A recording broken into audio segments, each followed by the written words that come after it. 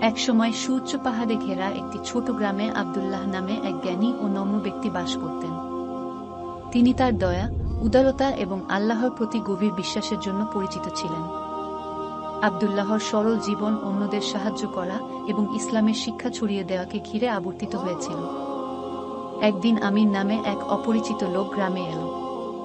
অর্থ ও উদ্দেশ্যের সন্ধানে বহুদূর ভ্রমণ করে আমির হারিয়ে গিয়েছিলেন এবং ক্লান্ত হয়ে পড়েছিলেন।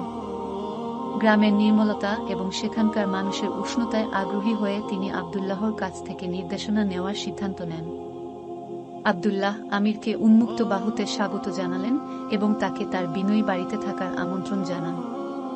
প্রতি সন্ধ্যায় গ্রামের লোকেরা নামাজের জন্য জড়ো হওয়ার পরে আব্দুল্লাহ বিশ্বাস, ভালোবাসা এবং আল্লাহর অলৌকিকতার গল্পগুলি ভাগ করে নিতেন।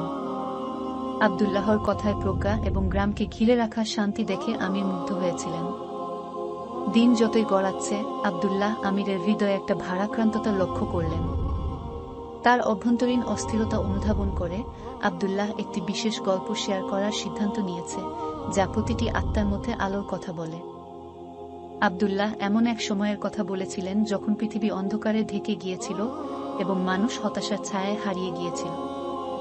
আল্লাহ তার অসীম রহমতে মানবজাতিকে একটি অনন্য উপহার দেওয়ার সিদ্ধান্ত নিয়েছিলেন, হেদায়েতের আলো। এই ঐশ্বরিক আলো প্রতিটি হৃদয়ের মধ্যে স্থাপন করা হয়েছিল, একটি আশার আলো যা সন্দেহের অন্ধকার দূর করতে পারে।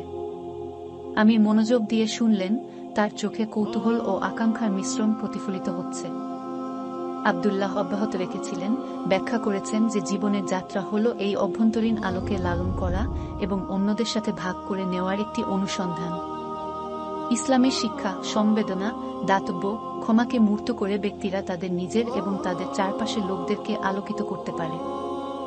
গল্পের দ্বারা অনুপ্রাণিত হয়ে আমির আত্মদর্শন শুরু করেন এবং নিজের মধ্যে আলোর ঝিকিমিকি আবিষ্কার করেন। আব্দুল্লাহর নির্দেশনায় তিনি ইসলাম গ্রহণ করেন এবং ভালোবাসা ও ঐক্যের বার্তা প্রচারে নিজেকে উৎসর্গ করেন।